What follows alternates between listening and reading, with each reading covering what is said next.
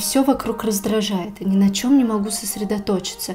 Если произошло что-то негативное, только об этом и буду думать целый день. Возможно, в этих словах вы узнали себя или кого-то из близких. Любая эмоция – это ответная реакция психики на окружающий мир, на какое-то событие или какую-то ситуацию.